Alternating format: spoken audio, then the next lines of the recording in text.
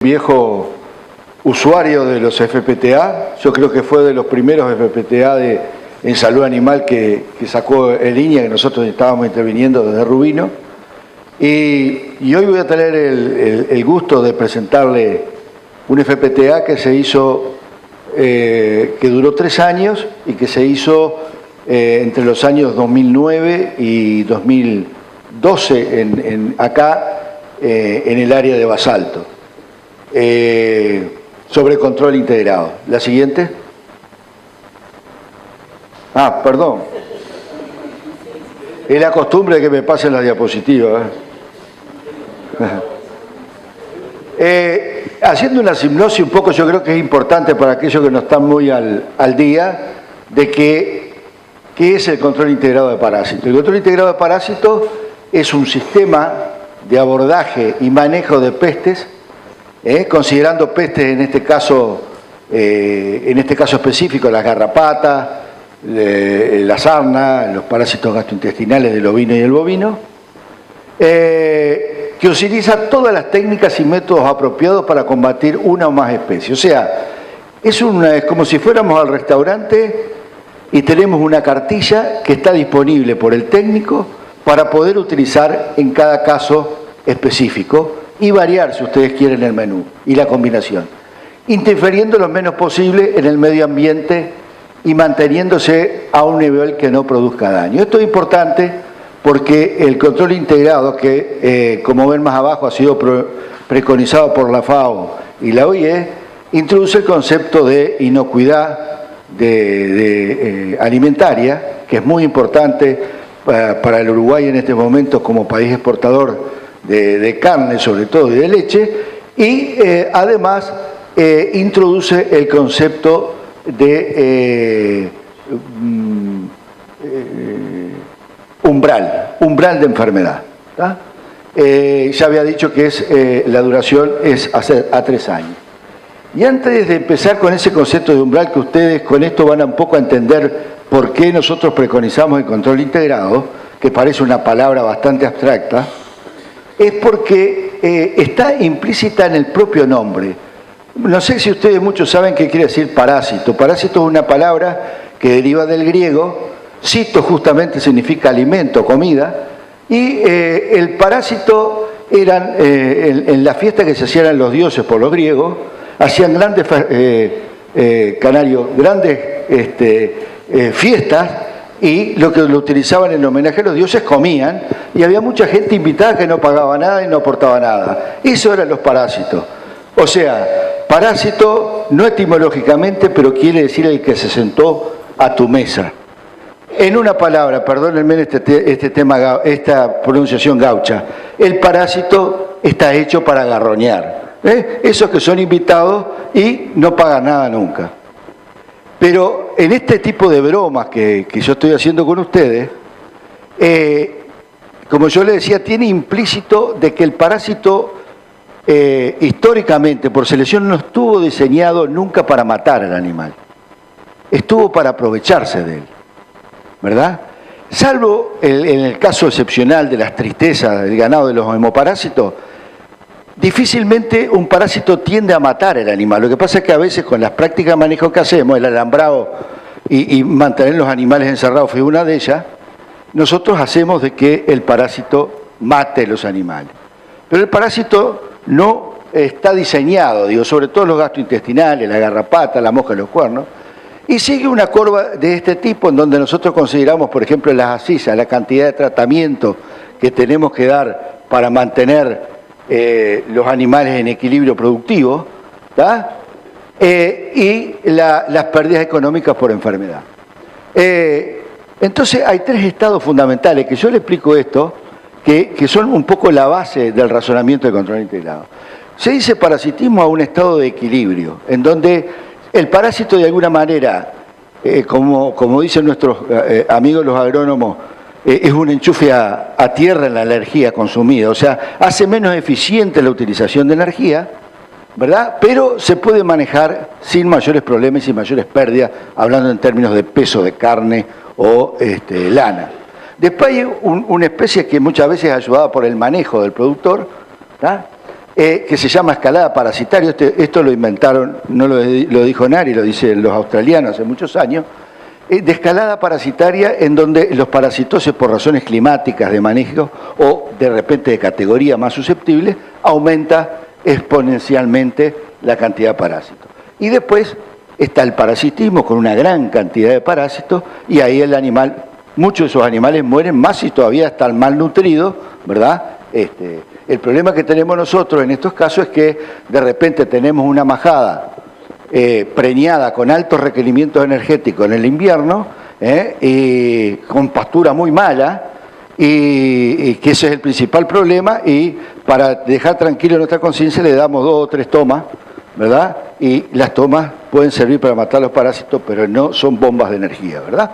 Entonces, hay un umbral, como yo decía, que está marcada por esta flecha roja, en donde hay una inflexión y en donde yo, haciendo de repente el tratamiento 1, el tratamiento 2, puedo lograr realmente beneficios, pero aumentando los tratamientos, ¿verdad? No logro beneficios porque el animal está en equilibrio, pero sí aumento la presión de selección genética, la resistencia, como hablaba Carolina, es un problema serio,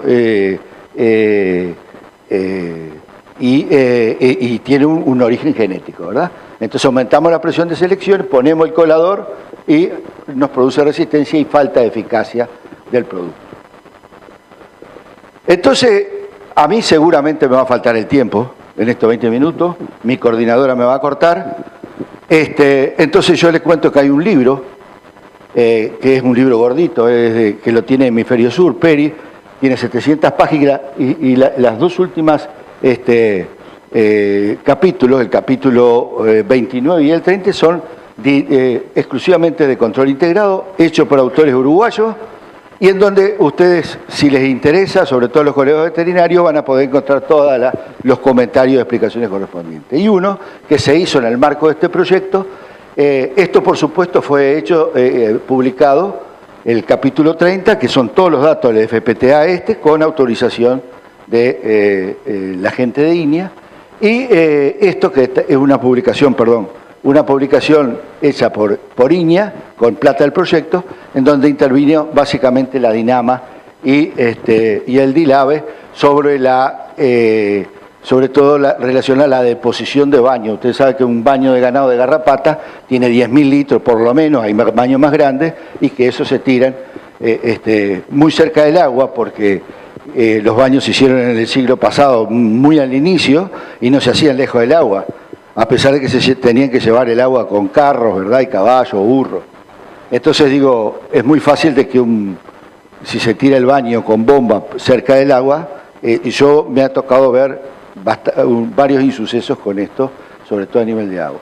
Las instituciones participantes fueron el DILAVE, que fue el coordinador de este PTA, el SUL, que trabajó en el campo a través del doctor Casareto muy íntimamente con nosotros, el Rubino, no solamente estoy hablando del Rubino Central, sino el Rubino de acá, de Tacuarembó,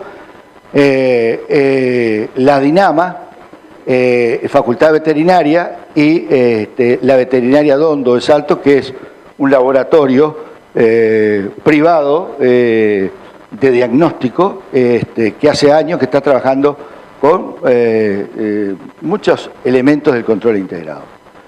La zona donde se hizo el proyecto fue en zona de basalto. Ahí tienen la cuadrícula que marca más o menos la latitud donde se hizo el proyecto. Yo diría que básicamente agarra todo el basalto superficial, ¿verdad? Que el clarito acá, con algunas lengüetas que entran, y algún establecimiento agarró parte de esas lengüetas de basalto profundo, ¿tá? O sea, fueron 5 establecimientos, acá tengo el resumen, fueron 5 establecimientos seleccionados de una cantidad de 15, ¿verdad? Que tenían un rango entre 1.000 y 3.400, 3.500 hectáreas. En realidad, todo el proyecto manejó 12.000 hectáreas de campo natural, lo que no es pavada, y el para que ustedes vean más o menos el tipo de campo que era el CONEAT, anduvo en los extremos de 48 a 128, pero tres de los establecimientos que ustedes ven acá estaban en esta vuelta, acá prácticamente, eran basalto superficial, y había uno con 128 solo, acá, que agarraba una lengüeta de campo natural, y ustedes saben la capacidad que tienen los CONEAD bajo y el CONEAD medio 128 desde el punto de vista productivo. No voy a abundar en eso, pero digo, eran establecimientos bastante típicos del basalto. La metodología general de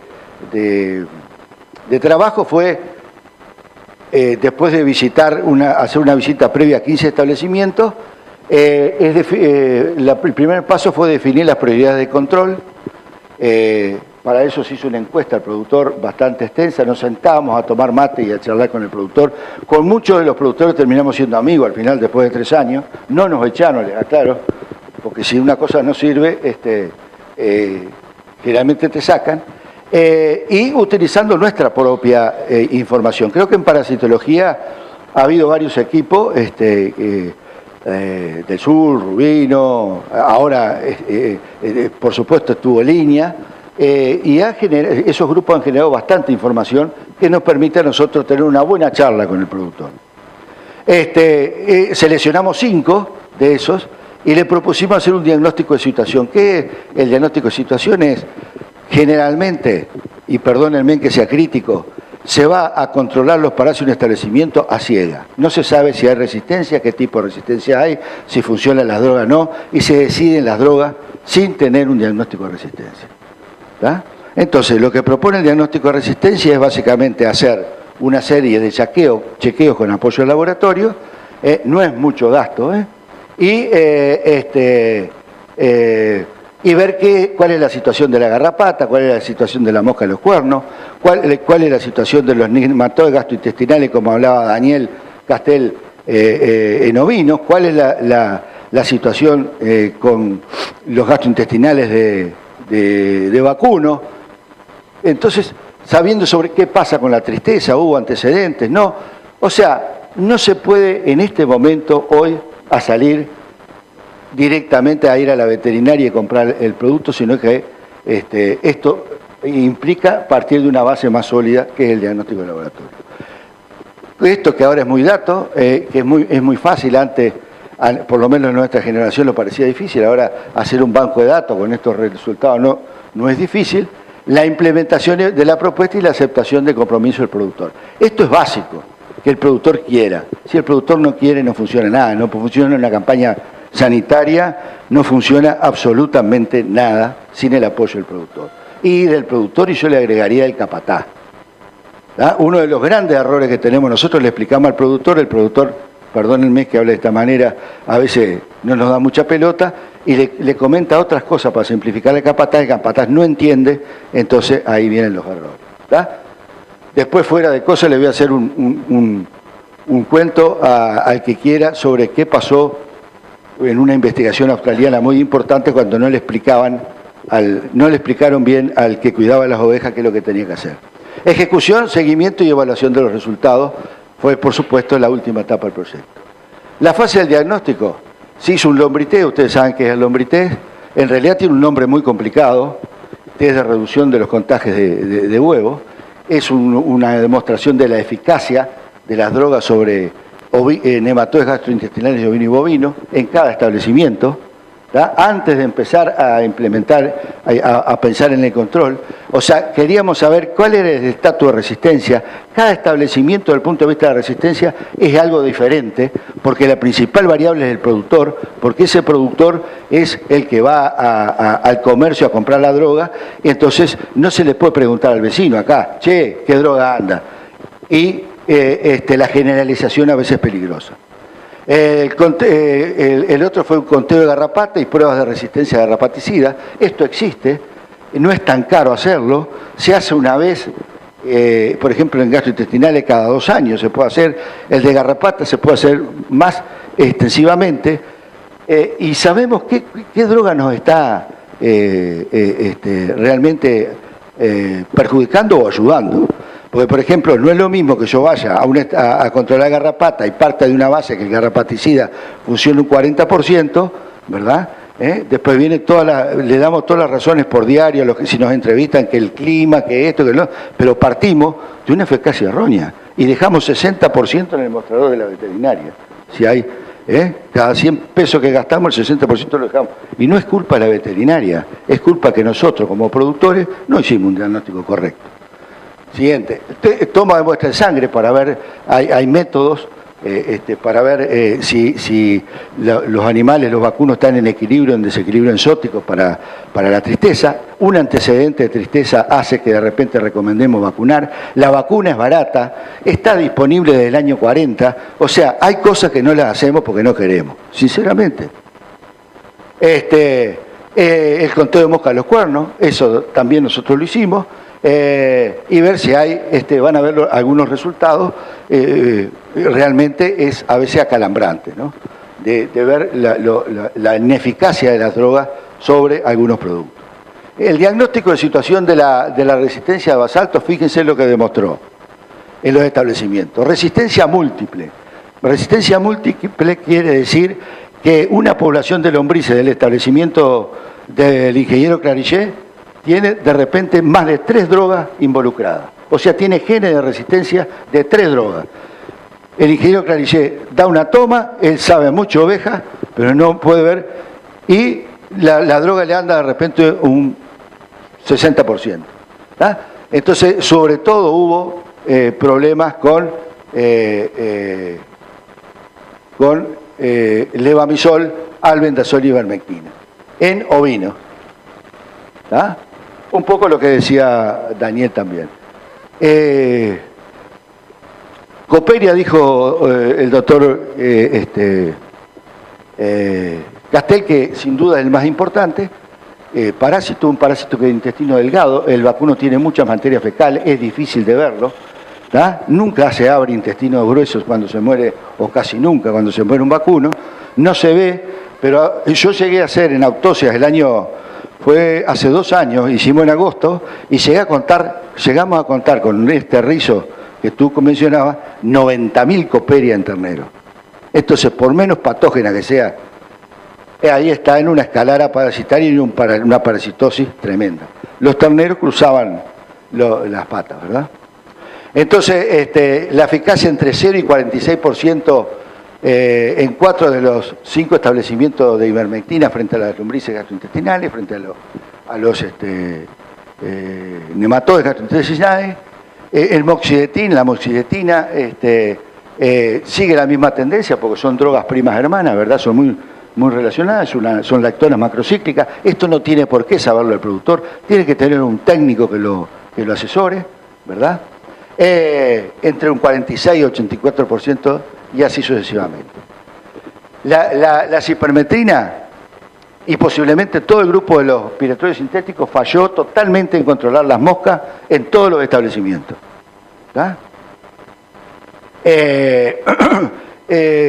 En los que anduvo muy bien fueron los fosforados.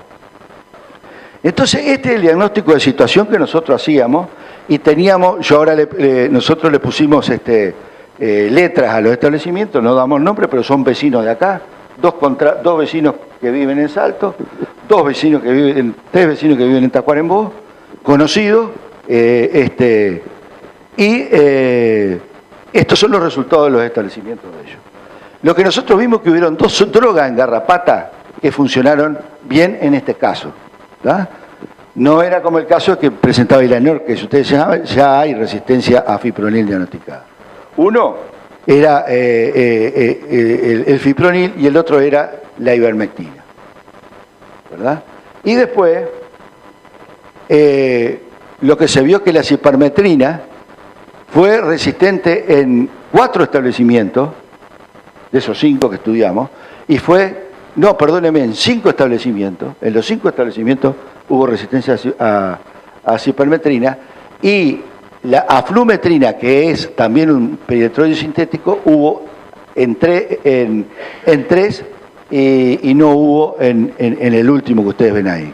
Hubo un establecimiento que no tenía garrapata Y acuérdense ustedes de ese establecimiento porque van a ver los resultados después que yo les voy a mostrar de gasto. Entonces, ¿qué se vio? Es que prácticamente la cipermetrina está pasando como pasó con la mosca de los cuernos, que se ha usado tanto, se ha puesto tanto el colador genético que prácticamente no está funcionando. Y lo mismo está pasando con la flumetrina, que era una preciosa, hermosa droga para usar, que también está fallando seriamente. Estos son datos del 2000, o sea, fueron publicados en el 2012, no son tan viejos. Y después está el fosforado, que dio resistencia en 3 establecimientos y en el cuarto dio sensibilidad. La mezcla piretroide sintético con fosforado también fue resistente. Estos datos son de Rubino, ¿verdad? Y acuérdense en el establecimiento A sin garrapata, ¿verdad? Porque yo les voy a mostrar ahora, bueno, y el amitraz, perdóname, fue sensible, anduvo bastante bien en estos establecimientos, en la zona. 3 establecimientos fueron sensibles y 1 resistente, ya cerca de la frontera con Rivera ese establecimiento. Ahora el lombrités hecho en ternero. Muchos veterinarios, es lamentable esto, pero muchos veterinarios creen todavía que no hay resistencia de droga a los... ¿Estamos terminando ya? Bueno, muchos veterinarios creen que hay resistencia de droga a los gastrointestinales. Fíjense, en 4 drogas probadas en el establecimiento A que no tiene garrapata, prácticamente todas anduvieron cerca del 100%. Las drogas fueron moxidetina, ivermectina, levamisol y ricobendazol. Fíjense en el que tenía garrapata, la ivermectina, que es el rojo, cómo bajó. Fíjense en el otro que tenía garrapata, la ivermectina, cómo anduvo prácticamente un 50%, un poquito menos. Y en el otro establecimiento, fíjense en menos del 40%, porque los productores utilizan ivermectina 315 para controlar la garrapata, pero a su vez esa influye en la población de gastrointestinal. Yo voy a empezar a cortar. En la garrapata se utilizó lo que se llama tratamiento generacional, que está dando muy buenos resultados, incluso para erradicar garrapata. Hay un montón de cosas acá que no voy a decir. Acá tiene el tratamiento generacional, se basa en el conocimiento que tenemos de que la garrapata en el suelo no vive desde que cae hasta que muere, no vive más de 8 a 10 meses. Entonces, si yo doy la droga A, ¿verdad? Doy la droga A, yo sé que estas garrapatas que van a caer y van a dar larvas, tienen solamente 2 posibilidades. O suben a los animales y la agarramos con la droga B con un principio activo totalmente diferente, y las otras, las larvas que por azar no fueron levantadas por los animales, si llegaran a no ser levantadas nunca, van a morir en 8 o 10 meses, quiere decir que yo puedo repetir esa droga. Básicamente es eso, es una manera de prevenir resistencia. Se demostró acá en el FPTA este resultado, prácticamente en 2 años nosotros, fíjense, eliminamos, esta era la zona de garrapata, la roja, prácticamente a partir de la flecha, las observaciones que hacíamos cada mes, no había garrapata. Hubo un montón de recomendaciones de buenas prácticas de manejo, ¿verdad? Que es parte de lo que yo le estaba diciendo, eso está en la publicación, y hacer las cosas bien, y la buena práctica de manejo al final es hacer las cosas bien, es decir, no orinar la leche, ¿tá? Hay cantidad de cosas que el productor puede mejorar, ¿verdad? Hoy el control parasitario es un rompecabezas, ¿tá? El veterinario de campo capacitado, y esa capacitación tiene que hacerse en la universidad. No es para el investigador capacitar a veterinarios, sino es los docentes, ¿verdad? Los productores que manejan vaca y oveja en pastoreo mixto tienen generalmente 2 especies rumiantes, por supuesto, y varias especies de endo y ectoparásitos resistentes. Hay productores que tienen 4 tipos de resistencia en el basalto, ¿verdad? La mosca de los cuernos, la garrapata, esto. Entonces el productor se enloquece en eso. Es frecuente que la resistencia múltiple en una especie de endo y otro parásitos, cada vez más importante la resistencia múltiple, ¿tá? O sea que una sola población de parásitos sea resistencia aparte de la batería de herramientas que tenemos para controlar. El productor no puede manejar todas las variables, el productor es productor. No le podemos exigir que sepa sobre la biodisponibilidad de una droga, sobre Eso tiene que ser asesorado. Y el productor tiene que acostumbrarse a tener asesoramiento y a usar el laboratorio, ¿verdad? Y los pesticidas serán esenciales en el corto y largo plazo. Hasta ahora, ojalá tengamos la vacuna, que nos hablaba Carolina, va a demorar un tiempo, falta probarla en el campo, pero ojalá tengamos una vacuna para verla funcionar junto con los productos. Las consideraciones que con este sistema se logró la disminución del número de tratamientos, cantidad, año y por categoría, ¿tá? Supresión de drogas contra parásitos inexistentes en el establecimiento. Me olvidé decirle que todo establecimiento estaban dosificando por más de 20 años contra fasciola y nosotros no encontramos fasciola. O sea que le dijeron que había fasciola y seguían dosificando y metiendo remedio para arriba, ¿verdad? Y utilización de drogas eficaces en el momento que no sean de riego de residuos, por ejemplo, la ivermectina, si yo la tengo que 315 la tengo que dar en vacuno, la doy en invierno, no la doy en el otoño, que es cuando yo después voy a embarcar. Las posibilidades de embarcar a la salida de invierno son menores. El diagnóstico de situación se apoya en el laboratorio y evita implementar el control de estrategia. La aplicación del tratamiento generalizado en garrapata demostró ser eficiente nuevamente y la necesidad de vacunar contra el hemoparásito en el diagnóstico de situación es clara y se puede utilizar y él sí permite un mayor contacto entre el productor, nosotros lo estábamos viendo mensualmente al productor y al asesor, y es posible enriquecer el control con nuevos avances, o sea, podemos colgar todo lo que se dijo hoy, si funciona lo podemos colgar a esto. Esto es un gran perchero que le podemos ir agregando herramientas de control y de cosas. Y acuérdense de una cosa, si a ustedes les gusta la Biblia, y creen en la Biblia, Peto, acuérdense de que cuando Noé hizo la barca, la hizo antes del diluvio. No esperemos que nos venga el diluvio, ¿verdad? O sea, no esperemos que nos venga la resistencia arriba y no tengamos más droga.